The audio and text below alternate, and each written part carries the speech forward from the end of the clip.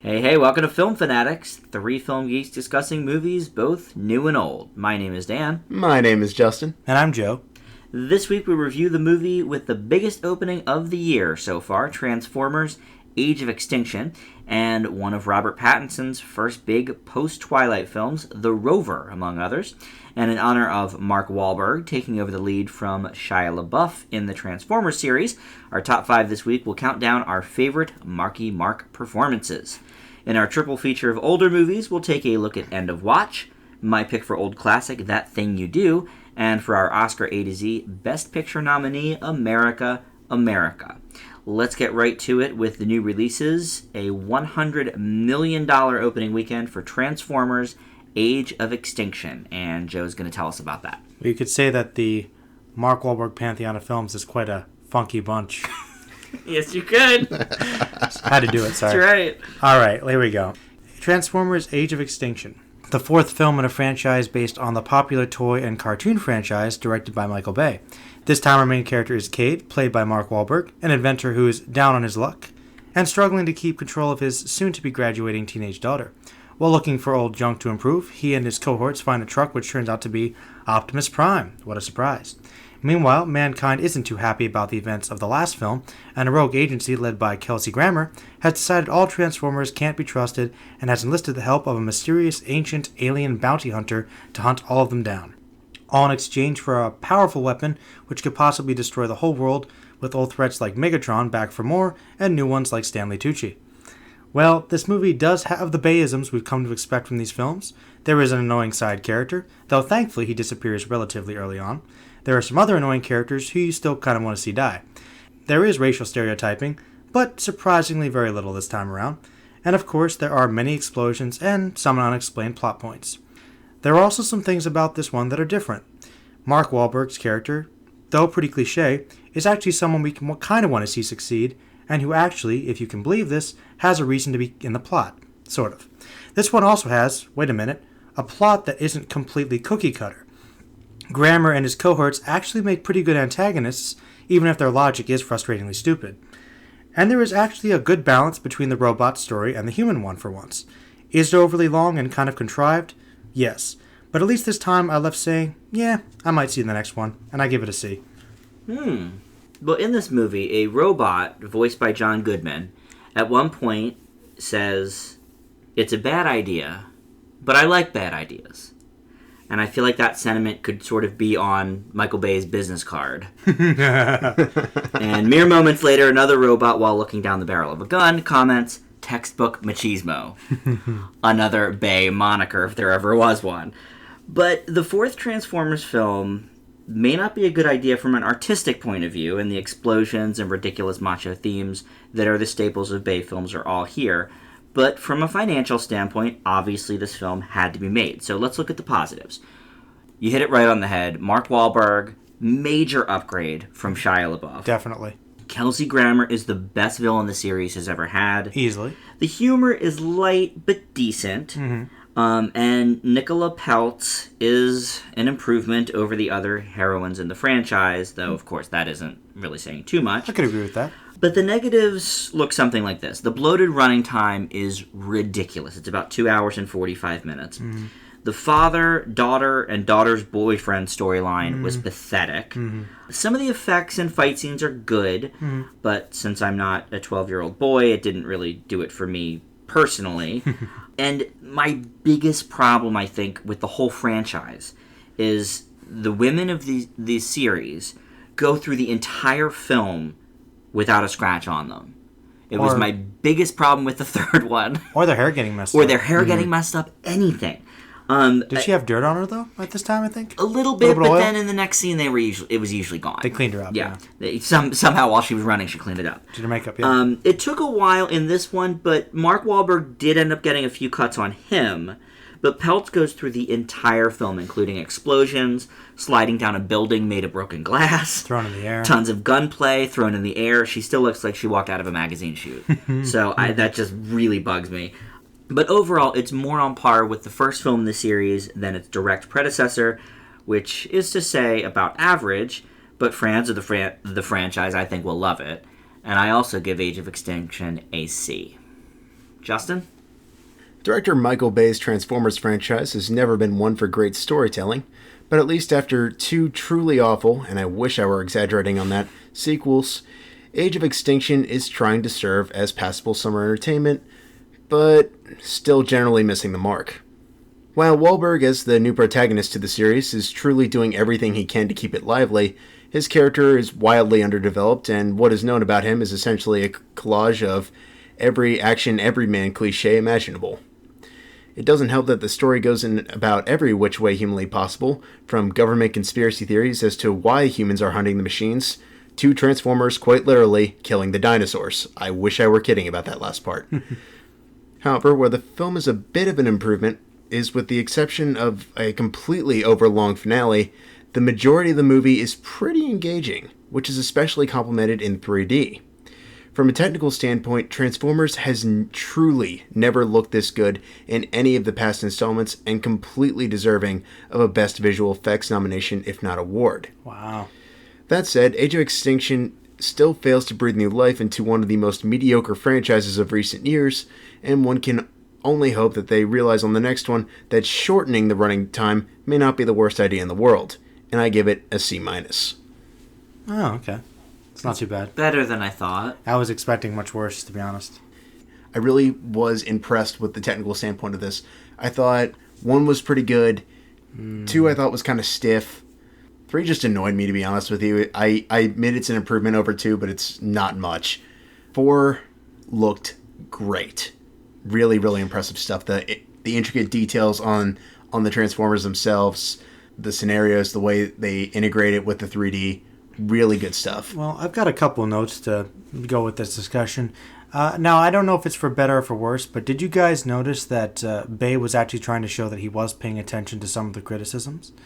Because if you notice, there were some in-jokes to the movie where he actually, obviously, you could tell was trying to at least slightly improve some criticisms. Like, for instance, admittedly, it wasn't a great step, but one of the major complaints was all the Decepticons looked black. You couldn't tell who was who. At least this time, even though the Autobots were only a small cast, they were all distinctive characters. That's true. And even though the bad guys were all basically drones, they did have different colors. So, I mean, like, you can tell he's listening about some little things. There were some little jokes I caught kind of paying attention to just the overall jokes of the franchise. You could tell somebody, at least on his writing team, is listening, which I thought, even though it was something, I do appreciate. I think this definitely wasn't a lazy entry in the series. I do feel like it was trying. To sort of piggyback on that, I think this film probably would have broken the weekend record no matter how you sliced it. 2014 has not had a lot of huge hits. I think this, no matter what it was like, because these movies are critic-proof. Critically, this movie is getting a drubbing like they all do, and it still is a record-breaking weekend. So the fact that Bay and the crew didn't actually just rest on their laurels and actually, I think, tried to make an improvement on the third installment. I felt it. I think shows. I felt it, and I really did. I agree. And I can appreciate that. For the most part, I do think it was trying to improve on itself for once, instead of just driveling the same stuff. Kind of makes me want to ask you guys a question. As critics, we kind of look at these things and say it has all these problems, but that's kind of one of the frustrating things about the Transformers movies is that I'll admit, even when I watch them, I'm not the most hardcore Transformers fan, but I can remember watching all of these movies, and with the possible exception of the third one, at the time of viewing them, I kind of enjoyed them. Admittedly, I was a bit younger, but I mean, it's kind of one of those things I see, yes, these movies are flawed, and yet so many people do enjoy them, and these movies do have fans. Them. The people I was in the theater with, they were loving this movie. They were having a great time laughing. Right. I mean, something works. I mean, you can argue about whether or not it's good, but something has to be good because, I mean, it's not just stupidity. There was some kind of love and care, and maybe it's people feeding off nostalgia, but... Well, you know, I think that part of the problem is that a lot of times critics, on the whole, are too... rigid? Highbrow to actually view this movie as just from a standpoint of the average how an audience member might view it. Because, I mean, I know it has a specific goal. I mean, it's not trying to say anything too deep or thought-provoking. It's just trying to kind of have fun. And it's a fun summer popcorn movie. You go there, you watch it, you forget it. Sometimes that's okay. That's okay. You know? A movie can be that. Right. Yeah. And what strikes me as weird is at least the most recent couple of Fast and Furious films did pretty well critically. Really? But to me, it seems kind of like an apples to apples comparison. Probably. I mean, Fast and the Furious is not for the thinking man. It's It's not. But to offer a brief counterpoint, the Fast and the Furious franchise has kind of gone from being this kind of cookie cutter standalone storyline to being an increasingly more complex one. It's evolved. More or less. Okay. I mean, no, it's not going to be anything highbrow by any stretch of the word, but the fact that like they're building on stuff that they talked about in last movies, I feel like is getting people more excited to see where they're heading next. Hence why when Paul Walker died and they were contemplating whether or not to retire his character, there were so many fans saying, No, I have ideas. We can figure this out. I do think the mentality of the fan base is similar. I think that's what he's going for. Yeah. I'm sorry. I appreciate that point. And It's a good point. It is a true point, but at the same time, what has happened in Age of Extinction? I mean, obviously, sort of the things we were all mentioning, better villains, visually very, very appealing. Trying to have a plot. Trying to have a more, detailed plot. Critics can't look at it like that. Like, why is this then getting basically the same grades critically that the last Transformers movies got? I have a theory about that. I think that because they've been so established as having this reputation, I feel like a lot of critics might have gone into it with this view of saying, hey, it's gonna be terrible. Let's just view it as terrible. Let's not even think about it. I don't know. That's exactly what I think. I can't speak to them, but that would kind of make sense because I think we can all agree it is an improvement over the last Absolutely. couple. With easily. Yeah.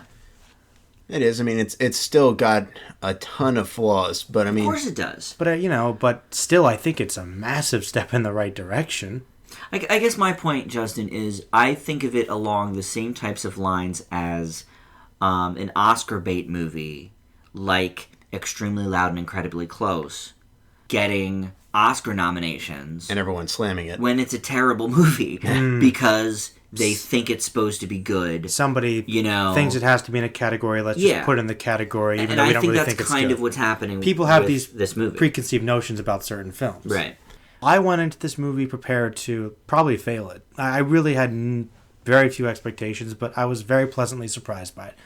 I figured I would probably give it higher than the third one because of the more appealing cast. That alone. But when I did see the 2:45 runtime, I really was like, okay, how actually is this going to be? I will admit, I do agree that it did start to drag like the last half hour. Yeah. But if it hadn't been for that, I don't think I would have even noticed the runtime. I was going to say, if they had like shortened that last bit by like even half, I would have easily seen giving it like a C++. Considering how like underdeveloped that whole weird boyfriend thing was, you could have just cut him out. That. You could have cut him out. He was the most useless character. The accent was horrible. Whatever it was, Texas, Irish, or whatever it was. How do you guys feel about the level of violence for this? Personally, I'm surprised this got away with PG-13. It was pretty violent.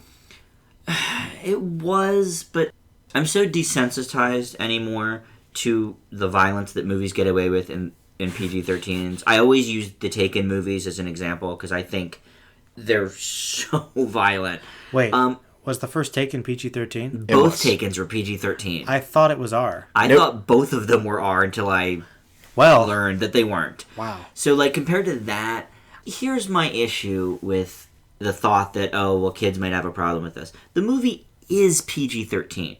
Yes, parents are taking their 6-year-olds and 7-year-olds to it because it's the Transformers, just like they take them to Captain America and the X-Men and stuff. I think parents actually need to use a little bit of caution. And judgment. I don't think this movie deserves an R.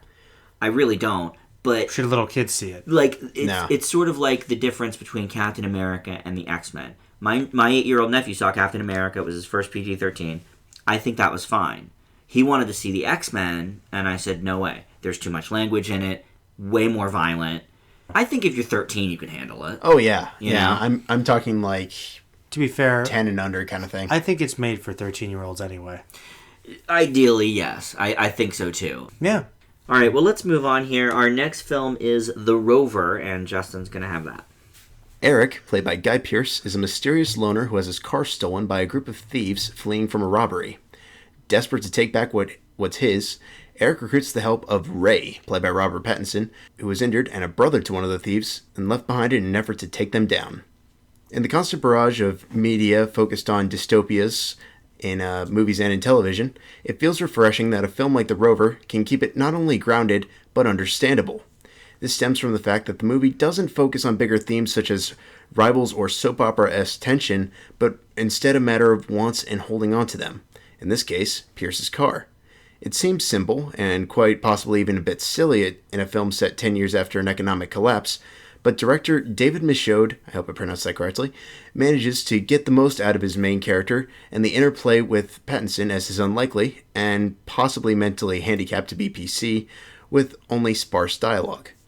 This allows the action to truly speak for itself, most notably during suspenseful sequences, where it's truly brought up for dramatic effect, though whether or not the shock runs thin will likely become a matter of preference. Unfortunately, this leads to a rather abrupt and somewhat odd conclusion that may be a bit too, as Joe might put it, on the nose for the tone of the film leading up to this point. That said, for the right crowd, The Rover's a unique, low-budget dystopia film with some good performances from Pierce and Pattinson, and I give it a B. Well, I would say the best part about the movie is absolutely Guy Pearce's performance. He's really, really good in this. He plays up the nothing left to lose angle very well. I think Pattinson does an okay job. In some scenes, he treads on marble mouth territory. Like you mentioned, his character is most likely mentally challenged, and I think that sort of plays into the way he speaks, but there were some times where you really didn't know what he was saying. And in a movie with so few dialogue lines, I think that's kind of important. But none of the characters seem like they have any purpose to live. We never really get any details on what's going on in the society, what happened with the economic collapse. We don't really get any sort of insight into the minds of the characters. It's shot beautifully, but is any of it enough to keep the audience captivated is the question. The reveal at the end, I think, is touching, but at the end of the day, does it even really matter with everything else that's happened? I think the soundtrack is also way too overpowering. I don't know if you noticed this, Justin, but it never allows for a scene to breathe and live off its own merits. It's always there and very loud. The movie didn't leave me bored, but I can't say I recommend it too much, so I leave The Rover with a C. The soundtrack I thought it fit the tone of the movie very well. The general sound mixing for the movie was a bit too loud. That's why I think the matter of using sound for tension is kind of going to be a matter of preference. I was okay with it. You obviously weren't. Well, I'm not sure what instrument it was, but it was some sort of orchestral string instrument, like a violin or a cello or something, but it was like every scene it just permeated. And I just wished that there were a few scenes where they just let the atmosphere kind of speak for itself. Take advantage of the silence, more or less. Yeah, I mean, you clearly have this desert ambiance. There's flies, all over the place in this movie. I mean, it's clearly an authentic thing that they're going for, and it took me right out of it every time it came up, because I was like, I just want to sort of hear the wind whistle and I don't know, it was really grating to me. I wanted to talk a bit about your take on Pattinson's character. I agree he was a little bit marble-mouthed at scenes, but when I was in the theater, and this is part of the reason why I brought up the possibly mentally handicapped thing. Another... I don't think it's possible. I mean, I think it's pretty clear. No, I agree. Yeah. Where I was going with that was I wasn't really thinking that at first until an audience member mentioned it, and then I was starting to accept it more. His body motions and the way he carries his character physically really emphasizes that general thing, helps hit that home better. Mm-hmm. And I thought he did a really good job with that. I think, do you just not like that type of speaking? Because that seems to come up for you in movies, the marble mouth thing. I like to be able to understand what people are saying in films, yes. But, I mean, I think sometimes it might be authentic. You remember, it was Out of the Furnace. It was just the type of area that they were in. The accent was just difficult. But that was trying to create an authentic feel. And it sounds like this film might be similar for that as well. I'll tell you when it worked for me very well. Okay. Tom Hardy in Lawless. I had a hard time understanding him sometimes. I could hardly understand what he was saying, but it worked for me because of the character, the performance, the setting. Mm-hmm. Context, too. But Context. But couldn't you argue that works for Ray as well in terms of context, setting, and character? Yes, you can, except that they never really make it clear what his character's all about. And like you said, it wasn't until an audience member pointed it out to you, that maybe this is what was happening to his character. So it's not even that really established. Well, I don't think. One minor note on that as well. That was, I want to say, roughly 10, 15 minutes into the movie. Much later down the line, I would have easily jumped to that conclusion. Gotcha. I thought you meant after the movie was over. Oh, no. Why are audience members talking to you in the middle of the movie? I wonder what's They're going not. on. It was one of those like, Hey. when you're whispering. Hey, I get it. He's this way. Right. You get that? They were talking to somebody else and you just overheard it? Pretty Because they much, were yes. loud? Is that okay? I got you. It was like a loud whisper, yes. I got you. Well, listen, like I said, I think he does okay in the role. You're right. Maybe I'm a little too hard on marble-mouthed people in movies. Seems to come up a lot. But in a like I said, in a movie with such few lines of dialogue, it's a little bit tough if you already sort of don't get a context for what's happening. Yeah, it can be frustrating. Unfortunately, Joe missed this movie. The question is... The movie theater we go to keeps changing the times on us for these art movies. Yeah, the thing is, I probably could have seen it too, but I assumed that the time was going to be the same day they said it would be, but and it was not. They just lag on their website, I guess. But the question I have is, do you guys think I'd like it? Because it sounds like I might. Yes. Yeah, I think you probably would. Sounds like I think it's one to watch on kind of like a Mad Max, DVD when it comes Akira out. kind of vibe, the motorcycle stuff. Don't think Akira. Think first Mad Max with a little bit of the road added in. It is shot beautifully. I like some good cinematography. It really that and Guy Pearce's performance are the two strongest points, I think. So, all right, well, let's move on to another indie, and that is Obvious Child. And Joe did get to see this one. I did. So we'll get to hear from him in a moment. But this is an indie comedy in which former Saturday Night Live cast member Jenny Slate stars as Donna Stern, a stand-up comedian who puts her entire life out on the stage at the only club she ever plays. In a matter of about a week, she gets dumped, find out she's losing her day job, and has a one-night stand which results in a pregnancy. Oh, yeah. She decides to get an abortion, and with the help of her best friend Nellie, played by Gabby Hoffman, and Gabe Liedman as gay bestie Joey, she gets through it. All the while, her one-night stand Max, played by Jake Lacey, who has no idea she's pregnant, tries to get a second date. Another Kickstarter success story, Obvious Child holds in its hand a lot of special surprises, along with some indie staples that aren't so welcome. But it's peppered with humor about one of the most sensitive subjects out there, and the backdrop of Donna being a stand-up is perfect because it makes the jokes about the matter seem completely in character, not just a jokey character, oh, everybody's so witty, kind of thing, which I think a lot of indies fall into that. But Obvious Child is pleasant and marks the debut of director Gillian Robespierre, and having also written the screenplay, I'm hoping that she's just getting her feet wet here, and there's more to come. I give Obvious Child a B+. Joe, what did you think of it? I think that the dialogue and the characters were the strongest points here. The main character is likable, though I'm not sure if I'd say that the comedy of the film worked too much for me. Okay. Calling it unfunny would be harsh, but I felt like it was more like a cute and awkward hidden by basic fart jokes, which might be the style of the woman, I don't know. Still, the story was compelling in dealing with a very complicated issue with massive honesty without taking a side either way. It also has probably one of the best romances that I've seen in a while. With the exception of the comedy being kind of uncertain for me, I think the film does do its job very well, and I also give it a B+. Nice. Before we go to Justin, I do want to speak about the comedy for a second. I didn't get a whole ton of belly laughs in this movie. I never was aching. I think her character It was more like, ha. in general is funnier than her stand-up performances on stage. Yes.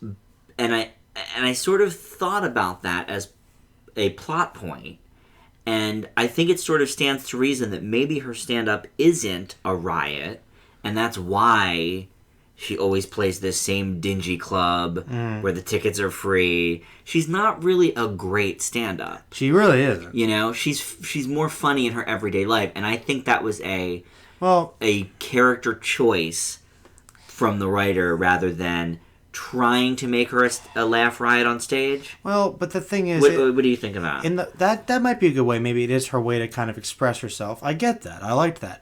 But the thing is, people liked her, though. People come back for her. Well, that's true. She's a hit in the club, That's true, I guess. That's kind of a little bit debatable. Okay. She is established that, at least in this little niche, she is the man or the woman. That's true. You could also argue with a lot of stand-up comics. I think blue-collar comedy tour was kind of like, they're kind of entertaining, even though they're not one of the best out there. Transformers. Exactly.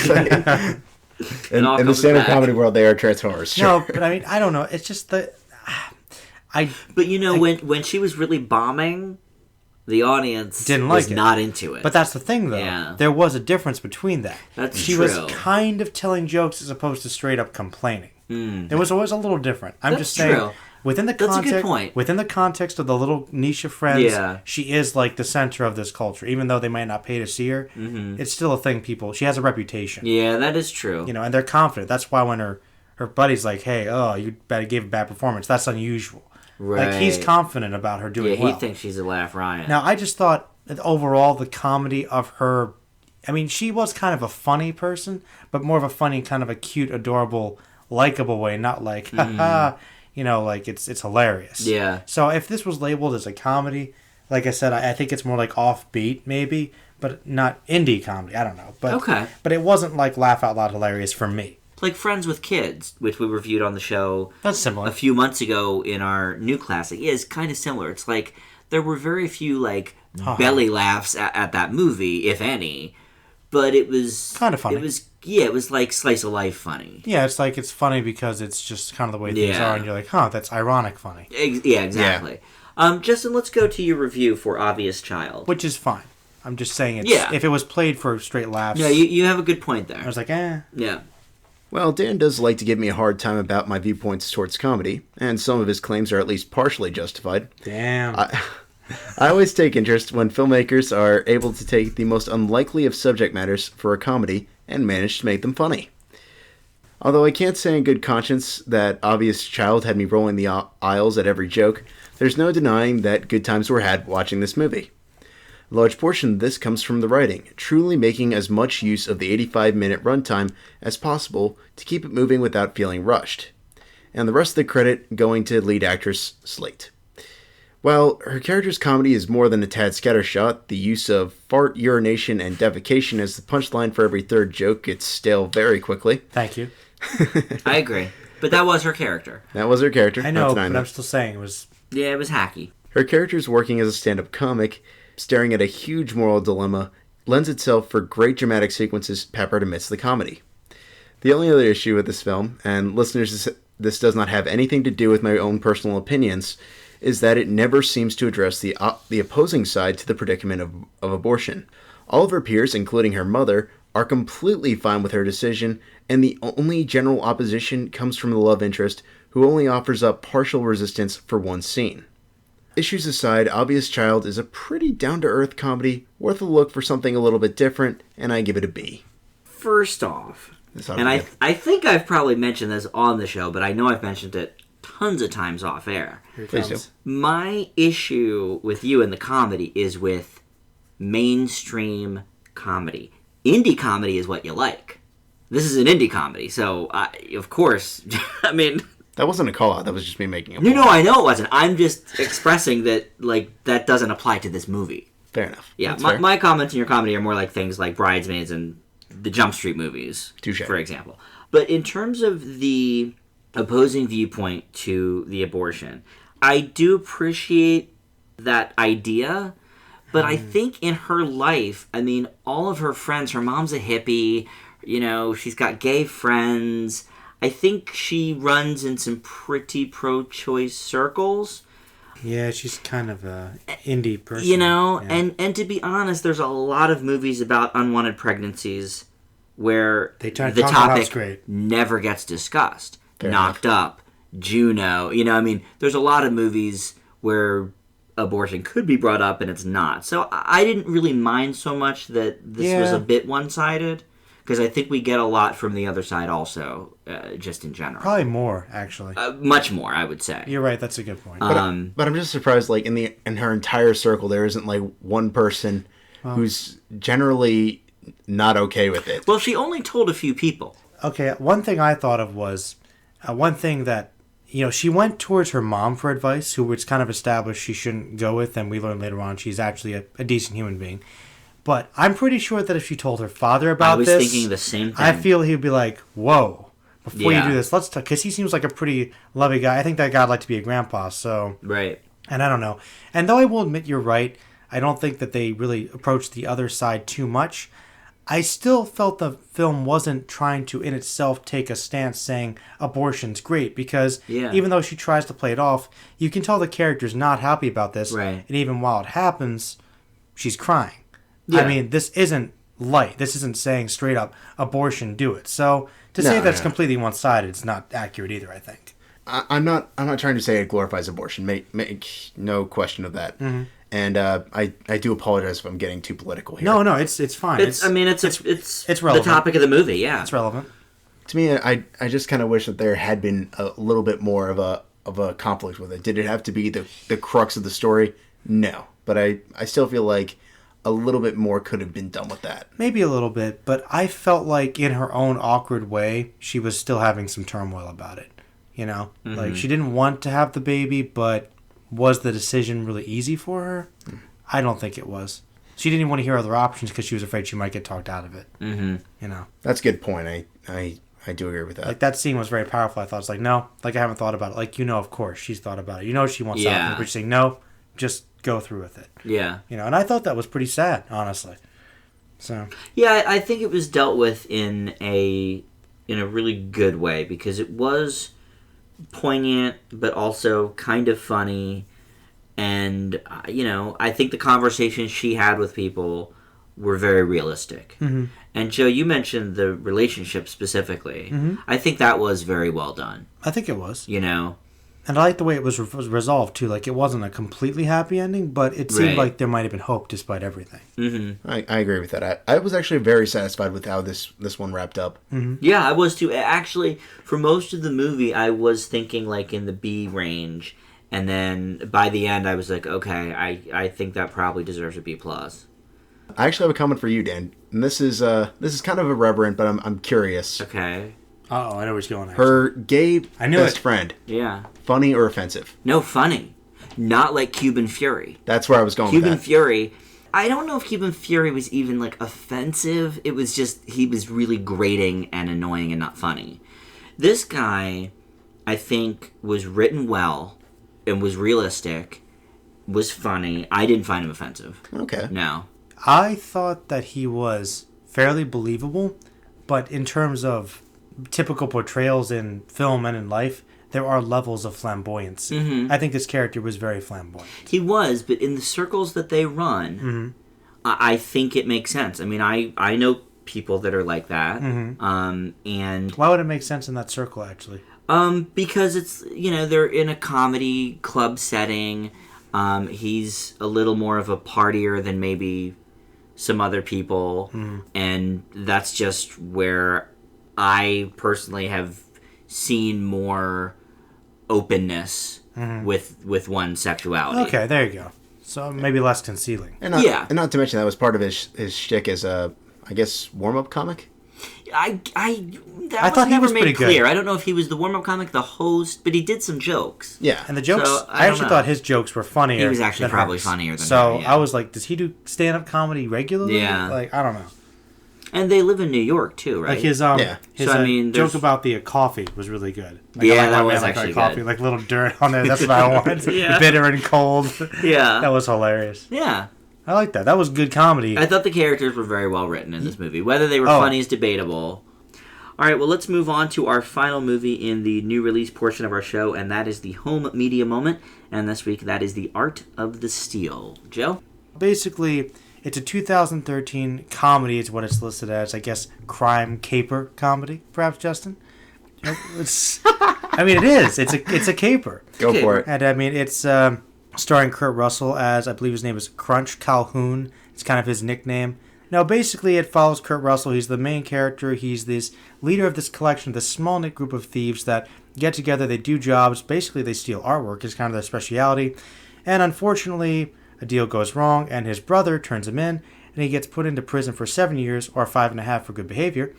He gets out and tries to make a living with his buddy Jay Baruchel, doing a little bit as a stunt driver for motorcycle at the surface, kind of doing odd jobs to survive, until the gang gets back together to steal another priceless artifact, which happens to be the second book that the Gutenberg Press ever printed, and that was the Gospel of James. So basically the whole film was a hijinks to try to get together and steal this thing while they're being pursued by a rather awesome comedy duo of sort of cops. They're kind of the source of a lot of the comedy. When it comes to the art of steel, I have to say that it's always good to see Kurt Russell doing things. This is a fun crime caper with some pretty by-the-numbers narrative and editing, but for me, it worked pretty well for the most part. The characters are memorable enough, and they interact with each other in a rather succinct fashion. The dialogue's kind of witty, it's funny. The plot is standard, but does have enough to hook you in with that interesting premise there. It draws you in, and you really do want to see where it's going. Overall, I found it to be a mostly enjoyable experience, and I give it a B. Justin, what do you think of The Art of the Steal? The Art of the Steal is yet another film in which there's nothing truly terrible about it. It's just all been seen before, and, most importantly, done better. Essentially, it plays out almost verbatim like an Ocean's movie. Thief gets released from prison, slowly building up a team of people to pull off a big heist, while someone close to him generally watches from the sidelines. In Ocean's 11, this was Julia Roberts, and here it's Jay Baruchel. Occasionally, a snarky one-liner is uttered, things go wrong during the heist, and eventually leads to someone figuring out what everyone's true purpose was in regards to the operation. Given the promising casts, such as the always fun-to-watch Kurt Russell, this probably could have been at least fun, albeit wholly generic rip-off entertainment, and I give it a C. Matt Dillon also. I like Matt Dillon. Lest we forget, yeah. We like him. I feel like this movie would have done better if it stuck to being more of a thriller and left a lot of the comedy off the table. I mean, like Justin mentioned, it's not super original either way, but it was interesting enough and had some good drama, but then it kept throwing in all this comic relief, which I just didn't think was that funny, and it also felt out of place. I sort of liked the Interpol guys. I liked the Interpol guys. They were funny. They were okay, but then, like, the parts with the rest of them, like Jay Baruchel at the customs stop, like, I don't know. I liked some of the just didn't work for me. I don't know. The acting was fine. I mean, you know, for what the parts require, these guys obviously aren't doing Shakespeare here. They know that, so you know it's fine. They're sort of hamming it up a little bit, which is all right. I thought it was appropriate. Yeah, it was appropriate for their characters. Very tongue-in-cheek anyway. Yeah. I think The Art of the Steal works most as a heist movie and doesn't really work that well as a comedy. So I actually give it a C-. I thought the movie Armored, which also stars Matt Dillon, was a little bit better, and I gave that a C. So by comparison, I can give this one a C-. Definitely see that it isn't very original, but I guess I liked the smaller concentration of characters because I don't really like the Ocean's movies, to be honest with you. I mean, I've only seen the first one and I enjoyed it, but I mean, the first one was like a B- for me. I don't know about you. I liked it. I probably gave it like an A-. I mean, this one I just thought was kind of dry and forgettable for the most part. Mm-hmm. Did you think it was funny? Like, one or two jokes I thought were kind of like snicker-worthy, and the rest is just sort of... See, I really got behind the characters. I found them all likable. I really enjoyed them. I loved seeing them. I thought I was going to be bored, but I was glued to it. So I don't know what worked for me that didn't work for you guys, honestly. Well, let me ask you this, Justin. So obviously it's not fall down funny, but did you think it fit well with the tone of the movie? Because I think that was my biggest issue with it. Joe loved the tone of the comedy and the thriller sort of mixed together. I thought the comedy was off. Where do you fall with that? The problem with that is the fact that it kept changing tone all the time, where there were moments that were more serious at the start, where it seemed much more like it was going to be kind of like a revenge heist thriller with a little bit of comedy thrown in, and then we have these bits where it's much more comedy focused. Mm-hmm. So it just feels like a mishmash to me. I don't know. I think that's what made it stand out for me, because if it had been a good drama, it would have been good, but I think it would have been even more generic. Like, I think the whole movie was supposed to be snarky. You kind of got that. It really was trying to be tongue-in-cheek, and, like, you could fit... Like, it was trying to be cliche. Yeah. And I thought it was kind of like a joke in and of itself, because you've got, like cheesy nicknames. Oh, this was his thing. Oh, yeah, back at that job. Like, it's really cheesy, and I think it knows it's trying to be cheesy, so... I can see that. I wasn't taking it that seriously Okay. anyway. Maybe that's why I enjoyed it more. I could see that. I guess, I mean, I went into it not knowing that it was supposed to be funny. I went into it thinking it was a thriller and an art heist movie. From the little that you described it, I was expecting, like, this really dark, edgy thriller. Yeah. And I got this kind of a screwball comedy thing. And I don't know, I guess I was like, okay. So it's kind of a joke. and that's why I enjoyed it. Okay. You know, Very good. But I don't think your grades are that ridiculous. It's pretty mishmashy, but honestly, I don't know if I'd watch it again. But if you threw it on, I'd say, why not? I liked it. I mean, I thought there were definitely elements that were good about it. I do think the characters were good. Like, I really liked Kurt Russell's character. I thought he was fine. His was the best. I thought he was good. Yeah. But Kurt Russell's always having fun with his characters. That is true. He's normally good anyway. But yeah. I like... You know what? Honestly, I haven't seen Kurt Russell in that many things. So to see him in a lead performance, having That's a nice good to have time... him back, right? Is maybe that's one reason I liked it, because I really honestly enjoyed seeing him having Makes fun. sense. So because I like Kurt Russell a lot, maybe that's one reason why it resonated a little more with me. It is always nice to see one of your favorite actors or actresses having a good time. Because the last movie I saw him in was Death Proof, and I had mixed feelings about that one. So As did most people. this one was like, I thought, I don't know. I just thought it was enjoyable. So, Okay. Upon reflection, maybe a little lower, but I still think a B But for you, minus. it's a B. It's Hey, fine. B's fine. Yeah. All right. Well, that's going to wrap up the new release portion of our show, and now it's time to move into the top 5. And this week, we highlight the career of Mark Wahlberg in honor, of course, of him being added to the Transformers series for the 4th one. And we're going to look not at the specific performances. I love Mark Wahlberg, but let's face it, all the performances are typically kind of the same. Mostly. We're going to look instead at the films themselves. And we're going to start with the one out of the three of us that doesn't love Mark Wahlberg so much. When we first sort of brought the notion up, he didn't love the idea, but as we sort of looked over the filmography, It's not that bad. I think he picked out some that he does enjoy. So let's go to Justin first for the top 5 Mark Wahlberg films. All right. Well, to go a little bit further into detail on that, Dan. For me, in terms of Mark Wahlberg, I think he's a generally likable person. Wahlberg, to me, just doesn't have that much range. He's got his tough guy thing, and he's got his funny bit, and that everything else is just sort of a variation between the two. It's not necessarily bad, it's just his whole thing, and if you like that, it's fantastic, but if not, it kind of gets old after the 3rd movie. I think he's likable. I think he has an on-screen presence. I do agree that his roles are all pretty much the same. Yeah. But Generally. continue. But I'll get to my top 5. Number 5, at the cue of sarcastic laughter from Dan and Joe, The Italian Job. I knew that was coming. Oh, because Charlize is in it. But did you ever see the original? Michael I have not. I have been meaning to. I've heard very mixed things. I'm curious to see if you. I know you like the newer one. Going off of that, actually, I thought this was really one of the better remakes of the 2000s. Doing new things with the material, but also staying true to the format, making the cars still there, the iconic Mini Coopers. In terms of Mark Wahlberg, while I don't think he has a whole lot of range, I think he does do a very good job amidst a really well-balanced ensemble. You have Seth Green as comic relief. You have Jason Statham as the tough guy who does a really good job as a supporting character, leading to quite possibly one of the funniest bits in the entire movie. Unless we forget Charlize Theron. Number 4, Dan, I think you'll appreciate this one. The Other Guys. I thought this was a really, really funny performance as Farrell's partner.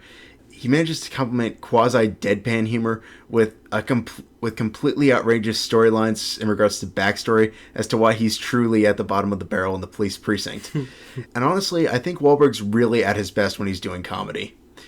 Number 3, I watched in preparation for this one, Boogie Nights. Absolutely one of Paul Thomas Anderson's best films. I think saying that he does a good job in this is kind of a little bit unfair because everybody in the entire cast does a really good job with this movie.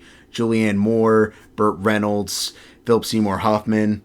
Wow, you're singing some praises for Wahlberg there. He's up with them. Yeah. I mean, he holds his own as kind of this... I mean, honestly, I think the supporting cast kind of outshines him by the end of the movie. I thought a lot of their subplots were a bit more interesting. But honestly, does a pretty good job. And I'm kind of torn between whether or not that was all Wahlberg or the fact that he had a great director like Paul Thomas Anderson really knowing how to use his actors. That's a big part of it. And I'd say the answer is probably about 50-50. Yeah, I need to see that movie. I haven't seen it in a long time. I really wanted to watch it when Seymour Hoffman passed away and we did our top 5 Hoffman, but there was just so much to get to, I decided to watch another couple instead. That's one of the ones I missed too, so it was good, huh? Oh, no question. Good.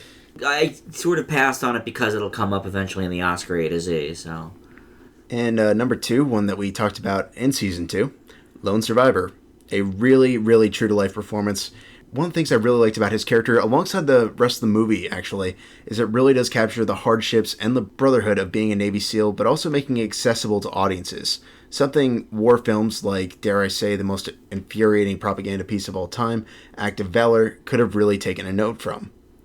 And although the title could possibly be taken as a spoiler, it really pulls it together in the second half of the film, where it really is all about his struggle to survive amidst horrific circumstances. All right, good list so far. Joe, you want to do yours? Sure. Now, I'm going to say this right now, Dan, because I didn't have a lot of time. I did not get a chance to watch Invincible, but It's all right. I will watch it because I am curious. I have heard good things about it. Cool. My number 5 is Four Brothers. I really liked this revenge tale. It's very me, kind of that gritty urban style. I thought it was a really cool concept. I liked the idea of a family getting together, not being restricted by race or ethnicity or background. And just these guys coming together just to avenge their mother, I thought was awesome. And Wahlberg was my favorite character in the movie. So, got to put him there. Number 4 is actually my friend James, one of his favorite movies. It's Shooter. I thought this was a pretty decent thriller. And the twist made me really want to go back and watch it again because, I'll be honest, so much happens in like this little scene at the end where they have this big reveal. I don't know how they did it. I don't know what happened. I have to go back and watch it again. Never saw it. And it was a good performance from him. I was like, wow, there's a lot going on here. So, pretty good thriller, good performance from Wahlberg. Number 3 is Lone Survivor. I mean, just as Justin said, it's really good. Very realistic war movie, very down to earth. I mean, it's an excellent, well done drama. Really good performance from Wahlberg. I mean, overall, just a good movie. And it was one of the better surprises from early in this year, which we've had, really kind of low winter. It was really bad in January and February. But Lone Survivor was kind of light at the end of the tunnel there. Number 2, I've talked about at length, and that is a Renaissance Man. Of course. I mean, it's just one of my favorite movies, and lo and behold, one of Mark Wahlberg's earliest performances. I think it's like his second or third movie. Really, when he kind of was still going by Marky Mark almost. And in fact, it was actually one of the things that highlighted it because the character in the movie at one point, to do a surprise when Danny DeVito is depressed, he gets together with the other troops and they do a little rap for him about Shakespeare. Nice. So it was pretty awesome. It's, like I said, one of my favorite movies. It's a great performance from him, honestly. It's a great comedy. It's really lighthearted, but it's a genuinely good story, so can't have a top 5 Wahlberg without Renaissance Man. That's right. Yeah, it's funny. He really not embraces his Marky Mark past, but he does not shy away from it. He's not embarrassed about it. And that's the thing, Justin, you make a good point. That movie was very early, and even then I would say he probably does do well at comedies, because he was having fun there, embracing it. But he was also trying to play a character that had this poor background. There was some drama there, but he could still balance it out with some fun. Yeah. A lot of the movie was some great comedy from everybody, but I think that was an early shine for him there. I mean, I feel like if he was known as Marky Mark for the rest of his life, and Good Vibrations was it, then okay. But obviously, he's established himself as a serious and comedic actor. Yeah. The last 10, 15 years, well enough that I think he can kind of look back on that and be like, look, it happened. It got me to the dance, And he still kind of has that persona a little bit. He does, actually. Yeah, Marky Mark, I don't care. Yeah. Actually, kind of a pain and gain with the whole bodybuilding thing. But, all right, well, on to my start of my list here. My number 5 is Date Night. Now, this is probably my second favorite movie on the list, but Wahlberg plays a fairly supporting role in it. He's only in maybe 2 or 3 scenes, but it's really his foray into big mainstream comedies. He's hilarious in it, and if you've never seen it, it's Tina Fey and Steve Carell, two of my favorites anyway. Really, really good comedy. My number 4 is Lone Survivor, and you guys both mentioned, how surprised we all were with that at the beginning of the year.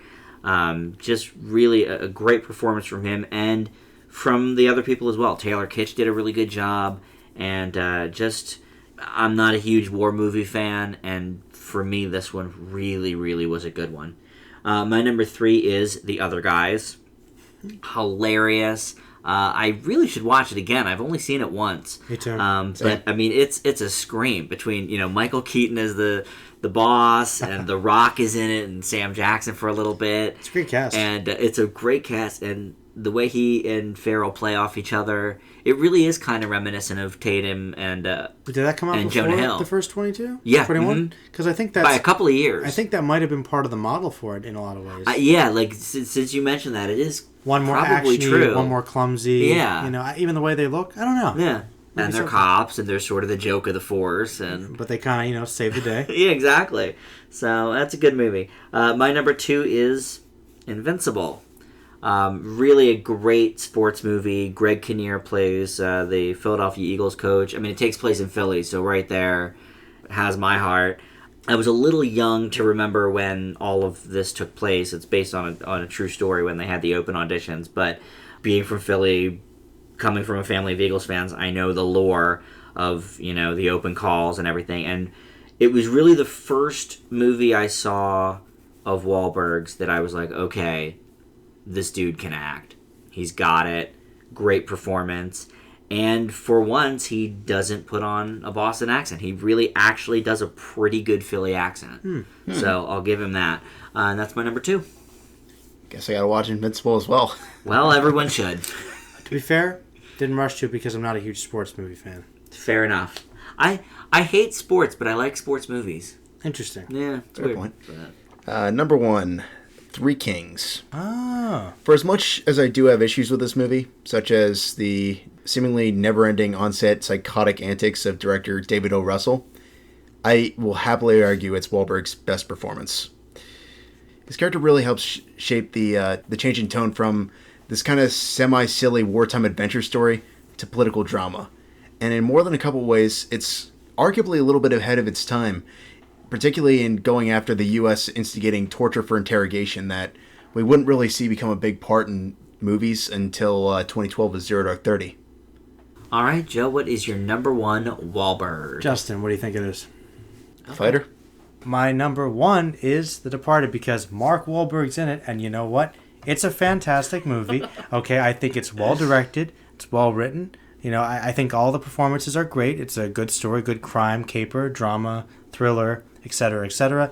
And it has some good comedy. And I think Mark Wahlberg has some of the best lines in the movie. Admittedly, he's probably my least favorite character. I hate this guy, but he does a great job. I mean, he has my favorite line in the movie. So, yes, my number 1 awesome Mark Wahlberg movie is The Departed. And, hey, good job from him as well. All right, well, my number 1 is another David O. Russell movie, much like Three Kings, and that is The Fighter. Another sports movie, ironically, with Mark Wahlberg in it, that I really, truly enjoy. This is one of my favorite movies the year it came out. I believe it was my number 3 or 4. Just great action. Christian Bale gives an amazing performance, which he won an Oscar for. Does he not ever give a great performance? No, that's true. He's always good. Okay. He doesn't always win Oscars, though, and he did for this one. Occasionally. As did Melissa Leo for supporting actress. Amy Adams is in this. What about amazing. Wahlberg? Got When's he robbed. going to win that Oscar? Yeah, Amy Adams always gets robbed every year. Wahlberg was the only one of the cast, I think, not nominated. Or was he nominated? I don't think he was. Yeah, I don't think he was either. But that's okay, because he's Mark Wahlberg, and Doesn't he's matter. awesome. Now, he gives a great performance in this. I can't say that he steals scenes from Christian Bale, Well, it's but I Christian think he Bale. holds his own. Okay. And I think against Christian Bale, that's worth something. I actually have the theory, and I'm thinking about all these films that I listed. I think most ones you guys listed. I think Mark Wahlberg might not be able to carry a movie, but I think if he has people to play off of, he can play off them really well. I'd actually agree with that. I mean, other guys, you had Will Ferrell. Other than Lone Survivor, But he still had some people play off of for roughly but the first only hour. for a little bit. for a while. But that was still a big part of it. Yeah. But my point is, I think generally as a leading man, he might not be as strong. But if you put him up against some actors of high caliber, get a good director with him, he can really shine. I mean, The Fighter seems obvious to that. Yeah, The Fighter is really... I mean, David O. Russell always gets great performances out of people, so... Even though he makes movies that have issues, right? Not too many for me. I mean, American Hustle, Fighter... I Heart Huckabees. Silver Linings, I Heart Huckabees. Mark Wahlberg is in I Heart Huckabees, by the way, but he has a really minor role in it, so I just didn't even... I did think about that. Yeah, I thought about it. It's been a while since I've seen it, too. All right, well, up next, before we actually start our triple feature of older movies, we're going to talk about the movie Serial that we've been watching and just wrapped up. We do this every week before the Oscar A to Z. We did the Superman one a few months ago, and then after that, it was on to Dick Tracy. And Justin's going to tell us about the Dick Tracy Serial. After a series of murders from a mysterious criminal known only as the Spider and his syndicate... He's not known only as the Spider. I'm getting to that. Dick Tracy, played by Ralph Byrd, gets put on the case to uncover the Spider's identity and bring him to justice. However, when Tracy's brother, Gordon, played by Richard Beach, gets captured and turned evil at the hands of henchman Dr. Moloch, played by John Picory, things start to get personal. Dick Tracy's been seen in many varieties of entertainment over the years, with numerous interpretations, so let me start off by saying if audiences are expecting the overly cartoonish and stylized one from the 90s, this is going to be a very long serial. Tracy, in this 1937 interpretation, is a bit more grounded in reality, facing off against more normal gangsters, albeit in occasionally larger-than-life circumstances. Since it's a mystery done serialized, many of the earlier episodes don't quite offer much to get excited about, as Tracy is mostly conducting investigative work in regards to the case and of what may have happened to his brother at the hand of the criminal, known only as I mentioned in my review, the Spider, or the lame one, as we could never quite take seriously while watching it. Fortunately, this does get better as the story goes on, and the finale does wrap up things rather nicely than I can say for the other two serials that I've seen. But otherwise, Tracy's adventures just aren't that compelling here, and I give it a C+. All right, Joe, let's hear from you on Dick Tracy. Well, I mean, I like Dick Tracy. I've always kind of been sort of a fan of the character, and primarily from the 1990 Warren Beatty movie, being my primary knowledge of the movie. But I loved it as a kid. Probably one of my favorite comic book movies, in retrospect. So I think, as Justin pointed out, if you're expecting that, this might be more akin to the original strips from the 30s. So I do agree that it does start off kind of slow, and some of the episodes really are hit or miss, like some of the pacing is off. But overall, I did think that the cartoony nature of it was still there with the larger-than-life circumstances. I did think that Dick Tracy was decent. I thought most of the performances were good. The mystery was good. The action was mostly compelling when it did happen, and I really did like the villains. The lame one, or the Spider, I thought was pretty lackluster even when he showed up, and otherwise he did seem more like actually lame, metaphorically, than just being lame with his limp. Though there was a certain air of mystery to him. I actually really did like Moloch, who I kind of felt was more the main villain, even though he's kind of the mad scientist henchman. And actually Gordon, Tracy's brother, is actually pretty menacing as the hypnotized assassin. So there actually was some decent intricacies to plot here. Can't say it was as good as the Superman serial in terms of entertainment, but I agree it did wrap up pretty well and mostly was a decent ride, and I would give it a B-. Yeah, I thought that really Moloch to me was sort of the main, just because we saw him and he seemed to come up with a lot of the plans. He really much did. More than the Spider. And it's like the Spider's like, I pay you to make the plans right. for me, and I'll shoot you if you don't. Yeah. So I mean, I sort of am with Joe in that I think of him as sort of the main villain. Yeah. But yeah, the gentleman playing Dick Tracy, I thought did a really good job. I didn't even quite realize there was a Gordon Tracy until this serial. Neither did I. I guess he was from the strips, but he wasn't part of the movie from the 90s as far as I can remember. I mean, I don't know anything about him. Yeah, I'm with Joe, though. I saw the 1990 movie version when I was 13. Loved it. One of my favorite movies as a kid. And so, it took a little bit of getting used to the style of this and sort of the look of it and everything, and just the tone. But I would say once we got into about maybe 5 chapters, 6 4 or 5. chapters. Yeah. I mean, there's, I think, 15 in the whole thing. So about a third of the way through. I finally was able to, like, be on board with it. The action was really good, I thought. And the effects for the 30s, I thought, were actually pretty good, too. And there was actually some really cool early sci-fi elements. I mean, they had giant planes. A little they had bit. The weird, like, hypnosis through the radio. Like, there was some pretty intricate imagination there. And there were some good set pieces, too. Mm-hmm. You know, the ship being one of them. And a decent chase scene for, like, a 30s serial. I thought it was pretty high-tech a couple episodes. Yeah, I agree. So actually, I'm exactly with Joe in the grade. I'm going to give it a B-. Definitely not as good as the Superman serial, but... You know, I mean, that's regarded, I guess, as one of the best of all time, so it's hard to compare. Definitely took a while to get started, but I think once it did, it fit the bill. There's definitely payoff. Yeah, I think so. Some good stuff. And we'll pick another one here starting next week and fill you in on that in about 2 or 3 months' time, whenever we finish it, however many chapters it has. But, yeah, we'll see what comes next for that. Let's move now to that triple feature, and that's the new classic, the old classic, and our Oscar A to Z film. First up is our new classic, and that is End of Watch. Joe's going to tell us about that. End of Watch, a 2012 crime drama starring Jake Gyllenhaal and... Michael Pena. One of my faves. This story follows 2 hotshot cops as they balance work, family, and relationships while patrolling the streets of Los Angeles. Upon discovering a major cartel presence in their neighborhood, the 2 unwittingly become targets of the cartels themselves. I often joke about this film as being a big surprise, since it is, like many films over the last several years, to be yet another victim of mishandled advertising. I remember previews showing clips that portrayed it as sort of an action comedy, and probably not a very good one. But upon watching it sometime later, I discovered that I actually really liked this movie. I really like the found footage aspect. I think it's implemented fairly well, even though it doesn't work all the time. I also think Gyllenhaal and Pena's chemistry is fantastic.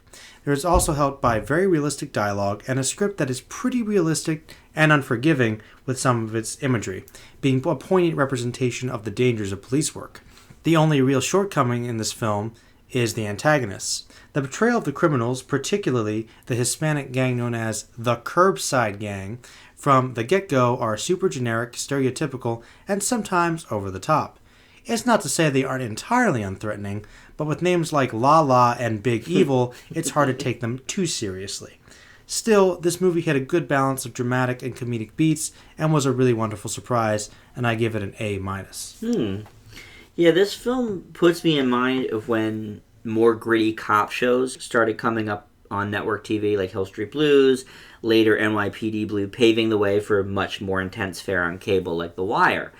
End of Watch ups the ante for cop movies in the same way. The 2 lead performers are phenomenal, great chemistry together. You really believe that they've been partners on the beat for years and years. Directing-wise, David Ayer brings an entirely new format to the found footage genre, and it works very well.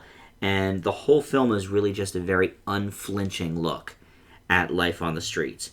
I can't say that everything here is solid, and Joe pretty much hit all of it. I mean, the Curbside Gang is just full of stereotypes. I do think the film has much more cursing than it needs to as well. In the one scene, we counted literally every second or third word F-bombs was an F. Yeah. But for me, it's the best movie about the police probably so far in the 2010s, and I give it as well an A-. Justin? End of Watch is one of only a few mainstream films that are so good because of how raw and brutally honest it is towards the material. So many films are released annually portraying police work as simply running about a city chasing criminals and occasionally getting into gunplay in the process. While there's quite a bit of action in End of Watch, they never downplay the causes, or more importantly, its aftermath. Though what really brings this material to life is the absolutely sharp, unflinching writing and 2 great performances from Gyllenhaal and Pena, not always being the friendliest of cops, but truly having conversations that are true to life no matter how ugly they get. The villains, the Curbside Gang, great name, as Joe mentioned we know, are basically an assortment of ethnic stereotypes rolled together for the main characters to deal with. The way the film plays out with them is both shocking and suspenseful, particularly during the conclusion, but the characters themselves are still very weak. That aside, End of Watch was quite possibly the most underrated film of 2012 and is completely worth a watch, and I give it a B+. It is a shame that it didn't get more recognition, and I think that is due to the marketing campaign. When you guys hated the trailer. I remember watching the trailer with my friend. We saw it a couple times because I think it was one of the periods where we don't see a lot of movies, and they kept showing End of Watch. Well, yeah, it played during Dark Knight Rises. I mean, it played during some really big summer movies. It was actually, it was probably why, because my buddy Alex and I went to see it, and we kept joking about how, like, the one line, completely out of context, where he's talking about taking care of his wife, makes it seem like he's really going to just sleep with his wife. And I'm thinking, well, I don't want to watch these characters. They're a-holes. Yeah. And so, we just this looks like a dumb movie. And I just turned it on Netflix one day, and I was like, oh, this is really good. It's amazing. Yeah. It turns out. It's like, oh, wow. I was wrong. Yeah. I think they focused a lot on from the makers of Training Day in the promos, and that's all they were hoping that would be enough to get butts in seats. I don't know. But obviously it didn't work. They ended up re-releasing it towards the end of the year, and I don't know, the thought process, I guess, was they were hoping to get some Oscar buzz for one of the two leads. I could see likely it. Gyllenhaal, which, I forget what movie we were talking about when I said this. It might have been Enemy, but Prisoners? The guy is due an Oscar at some point. Oh, every performance he gives is so great. He's a good actor. And he's been nominated here and there, but... He's like Leo. He needs it. Yeah, he's in the Leo camp. He definitely needs, and Amy Adams for that matter. Yep, her too. Touché. But yeah, it's a really good movie that definitely flew under the radar for a lot of people. So if you can handle some of the more intense scenes of the crime scenes and stuff, I say go for it. All right, well, next up is going to be Old Classic, and that was mine this week, and it's That Thing You Do. It tells the tale of the fictional 1960s Erie PA band The Wonders as they go from nobodies, referred to as the Oneaters, to top 10 hitmakers in a matter of weeks, under the hand of Playtone Records manager Mr. White, played by Tom Hanks, who also wrote and directed the film, his first foray into either. The film's main stars include Tom Everett Scott as drummer Guy Patterson, the last to join the band, and the one whose presence puts their sound over the edge. Jonathan Shatch as Jimmy Mattingly II, songwriter and singer. Liv Tyler as Faye, Jimmy's girlfriend and the band's costume mistress. And Steve Zahn as guitarist Lenny Hayes, the jokester of the band. Now, I chose to run this film this week for my Old Classic, one of my all-time favorites, mainly because Jersey Boys, which we reviewed last week, and has similar themes except that it revolves around a real band, was so disappointing. That Thing You Do, however, is an expertly crafted story that comes across as true because of its complete appearance of authenticity. This sort of story happened in dozens of bands in the 60s. The Wonders could have easily been one of them. The music is phenomenal overall, but especially the Oscar-nominated title song that plays all throughout the film and somehow never gets stale. The script is sharp, funny, and heartfelt. Now, taking personal bias out of it, I can see how maybe the romance subplot seems a little bit forced, so for that I will drop the grade down a shade to a solid A. But That Thing You Do is a truly classically made film that works on just about every level. Now, Joe, another part of the reason I ran this is because you had not seen it before. So let's go to you. What did you think of That Thing You Do? I think that the strongest thing about it is probably what you were hinting at was in comparison to something like Jersey Boys, which was trying to go for authenticity. This one seems really authentic in its complete delivery. Like, it does seem like it is an actual almost historical look at not just bands in the 60s, but kind of all bands in general. Mm-hmm. The struggles they go through, the drama they have, how romance gets into it, how greed and the love of fame and conflicting with personal feelings and dealing with managers, record companies, just that entire struggle, and just also the artistic integrity versus money, and how that all kind of plays into it. And I think that it really is a very well balanced film in that it doesn't focus too much on any one area. It has its good interplay with its characters. It has a plot which develops pretty well, and it ends on a fairly believable note. It's a good movie. There's really nothing negative I can say about it. That's actually one thing about it that kind of bugs me. It's a very squeaky clean movie. Yeah. I don't like movies that are squeaky clean. Like, the movie has this wholesome feel to it that kind of reminded me of Almost Famous, which in retrospect is kind of one reason I didn't like it too much. Okay. It felt too safe. Okay. Like, it didn't feel like a movie that took many risks to me. It is rated PG. I mean, I think Hanks definitely wanted a family-friendly film. And it seemed like something that, based on Hanks' repertoire, would be good for. Like, it's definitely aiming at what it wants to do. It knows what it wants to do, and it works. It works really well. I can't really say that I loved it, but I'd still give it a high grade, and I was also going to give it a solid A. Nice. Good. I'm glad you liked it so much. It was good. Justin, had you seen this prior to watching my top 25 movies? Twice, actually. Okay, so this was your third or fourth time on it. That's correct. All right, well, let's hear from you about That Thing You Do. Directorial debuts from actors are always wild cards, but it's always a surprise when some celebrities truly show off their talent behind the camera. Such is truly the case with Tom Hanks' directorial debut, That Thing You Do, or that song that's going to be stuck in your head for hours after watching the movie. It's a good song. Still in my head. Exactly. Week after the fact. In all seriousness, though, the beauty of this film comes from the fact that Hanks keeps it simple, knowing what he wants and how he wants to achieve it, which is basically a love letter to 60s-era rock and roll. This gets paired with a great cast of young, talented actors, including Theron, just to mess with my colleagues again. That is true. I was looking to Liv Tyler, so. And Liv Tyler as well. Yeah. And truly captures the look of the music scene it's set in. As such, the film is packed with great music, hilarious moments and one-liners, and while the drama is a bit underplayed, it never detracts from the theme of the movie. Overall, That Thing You Do is a simple, sweet, and fun music film that puts Tom Hanks as both actor and director in a whole new light, and I give it an A-. Nice. See, I mean, it's just like, I don't know. Like, I do think the movie's well made, but I'm going to be clear to you, it does bug me, because it's so... It's just, as you said, it's sweet and it's fluffy and it's nice. And it's just like, I just don't generally like movies that That's don't fair. have an edge. Like, I always go for something that, I don't know, just try to do something. Even as you said, the drama's a bit understated. That's kind of what I meant when I said it's a classically made film. Mm-hmm. I think it really is an homage to maybe some of the films that Hanks grew up watching. Yes. You know, with his family. A little more simple. Yeah. And there is a director's cut available. We decided to watch the theatrical cut because I think we all sort of like to see it how it was originally shown. I do. But the director's cut adds like between 30 and 40 minutes of extra footage. It sort of fleshes out a few of the characters. In fact, Tom Hanks' character is gay.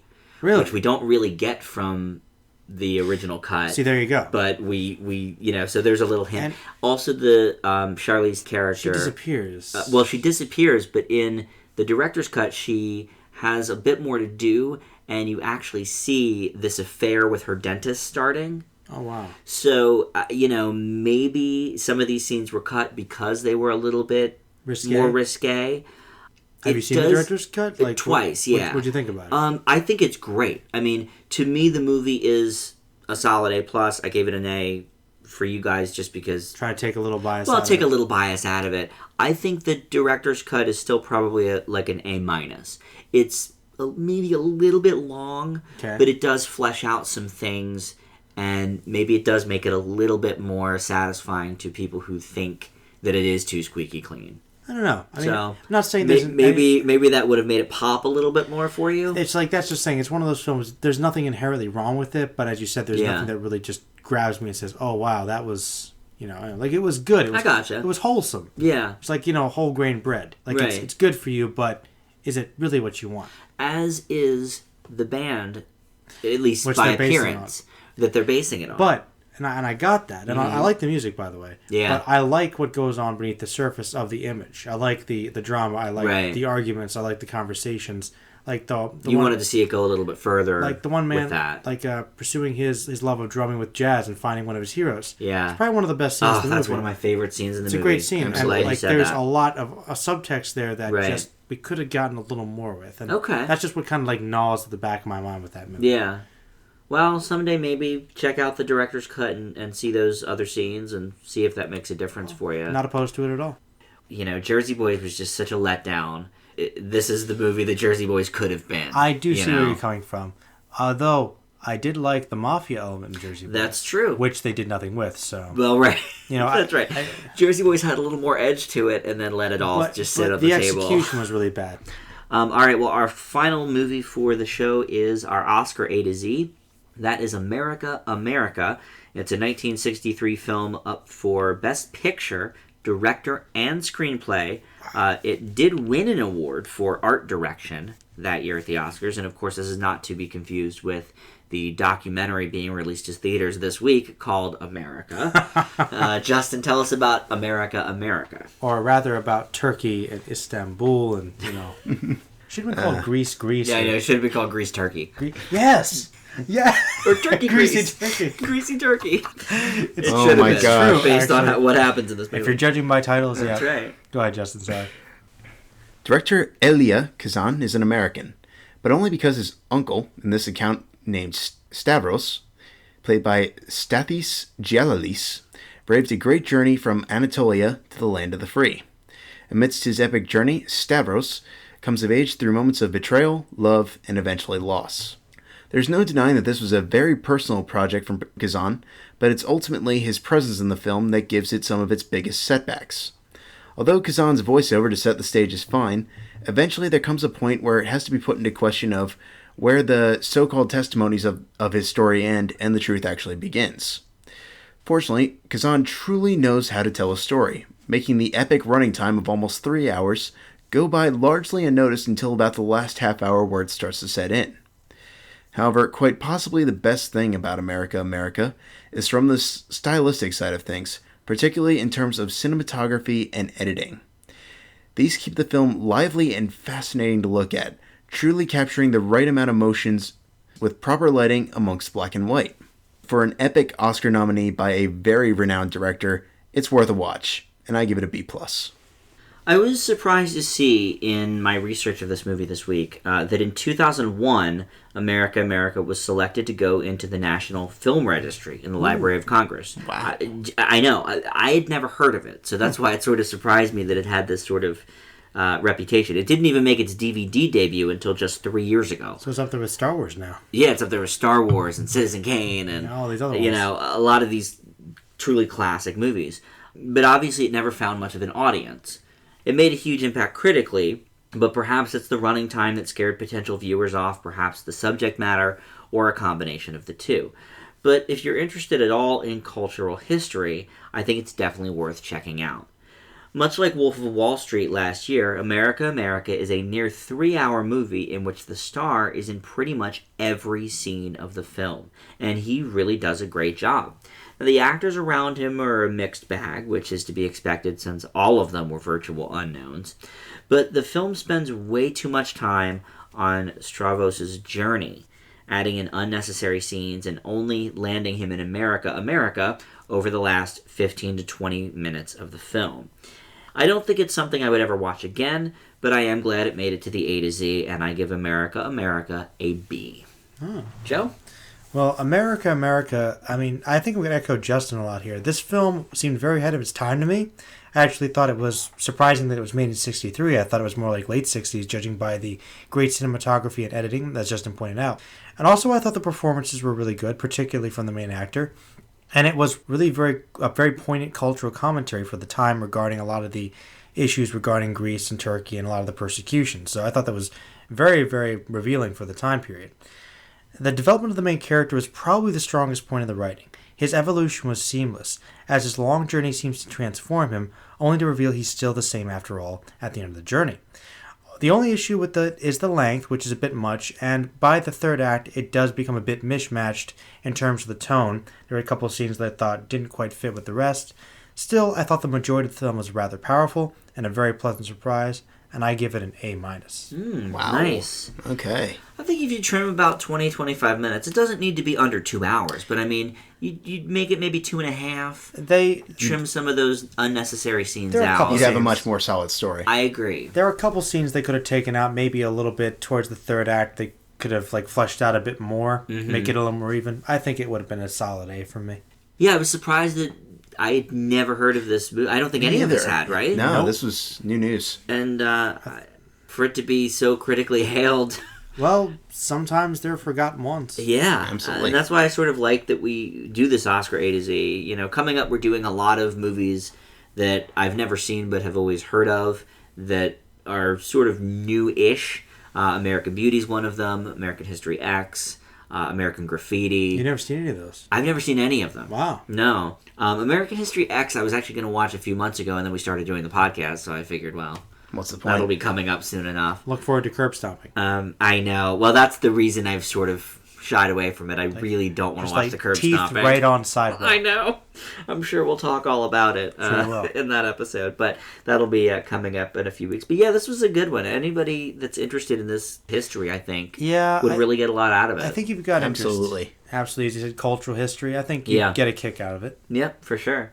All right, well, that is going to do it for this week's show. Joe, I know on the Merlin channel you have a full Transformers Age of Extinction review. That's right. Indigo and I did our own little after-car review of the movie and our thoughts on it, and how we thought there were things that were good and bad. But we were surprised, so if you want to check out a little more raw review, check that out. Yeah. And I think Justin and I will be starting our controversial films soon, hopefully. Is that going to be like a countdown? We're going to kind of wrangle top 20. We've got a couple ones that are definitely going to be on there, and then we're going to get a couple selections from the audience, see like what people vote, what people bring up, and we'll probably take a few of those requests in. Awesome. Very cool. And speaking of viewer requests, we have our Listener's Choice for Old Classic coming up in just a couple weeks. So we have several requests in already, but if there's a movie out there that you think we should review on the show, just let us know that. You can do that as a comment on the YouTube page here, or you can talk to us on Facebook, and that is Film Fanatics with an exclamation point. That's the group there. And you can also see our 5-word reviews there weekly. The Twitter feed is at Film Fanatics Pod. And if you haven't subscribed yet to the YouTube channel, go ahead and do that. That's going to do it for us this week. We'll see you back here next week. Bye!